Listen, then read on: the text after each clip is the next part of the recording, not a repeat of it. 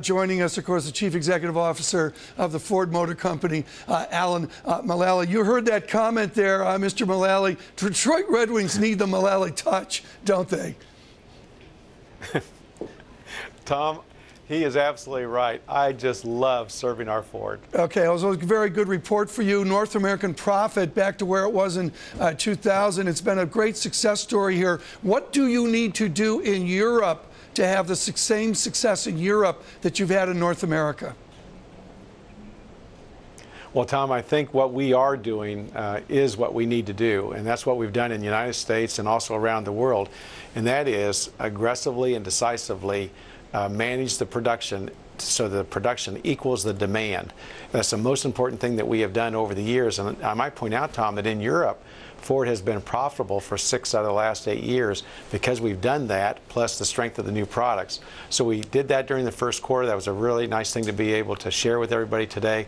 And we also shared that we're going to be bringing in even more of our new One Ford products in the second half of the year. So both from the consumer point of view and our actions on the cost side, I think that we'll gradually turn this corner in a very tough environment, as you said. I want to look strategically here. What is the best practice of Ford Motor that other automakers can learn?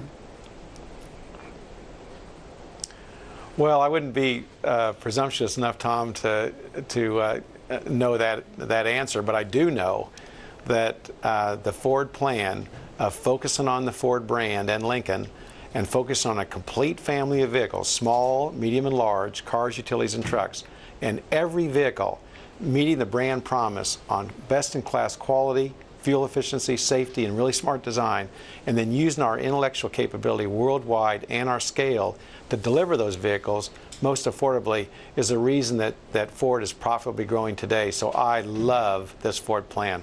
When you look at total vehicle sales, what number do you need to bring this story further? Do you need to get back to 17 million units, or are you a happy guy at 15 million units?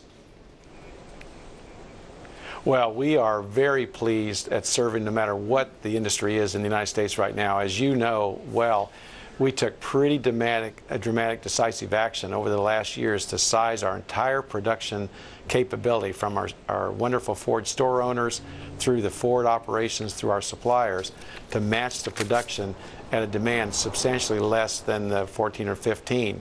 So the most important thing we do now is continue to improve our vehicles year over year and make them available in the quantities that people really do want, which is our plan. Alan, I want to digress here and talk about the industry. You chose with some very important financing with Bill Ford to avoid the pitfalls of the other automakers. Let's bring up this chart, and it's real simple. It's normalized Ford Motor. It's an elegant chart. Ford Motor back a decade, and you can see the struggle there pre-Mulally, and now they've really pulled it up, the white line moving up. And on top of the Ford Motor line is Borg Warner. Alan Mulally, you have lived the multiplier effect with Seattle, with Boeing, and now you live the multiplier effect. Why do economists and why do government officials not understand the multiplier effect of American manufacturing? Well, what I found very interesting, Tom, to your point, and of course, remember, we were there to testify on behalf of our competitors that were bankrupt.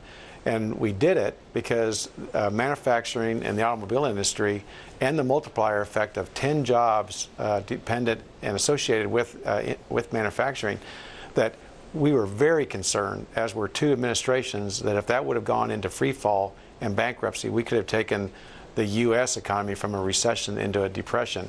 Now, having said that, to your point, we had started on the transformation of Ford a number of years before that. So we had the financing in place. We're restructuring the business. We're developing the new vehicles that people really did want. So we didn't have to access the precious taxpayer money. And I'm so pleased that we are delivering the vehicles that people really do want and value today, and we didn't use our precious taxpayer money. What is your plan for the next 24 months to deliver cash flow? Let's look at the Ford chart. This goes back 20 years, and you can see the boom of manufacturing in the fun 90s, and then these immense challenges of all of our manufacturing, and the very nice pickup here at Ford Motor. What is your cash flow plans for the next 24 months? What can you distribute to shareholders? Well, we have absolutely as our plan focused on delivering profitable growth for all the stakeholders associated with Ford. And remember when we borrowed that small home improvement loan of $23.5 billion, our number one objective was to restructure the business and then also accelerate the development of these new vehicles. And because of the strength of these product line, Tom, we are now generating very positive free cash flow. We have repaid over $21 billion of that $23.5 billion. Our balance sheet now and our debt is about $3 billion away from where we want to be that's appropriate for the corporation going forward. And we've reinstated the dividend.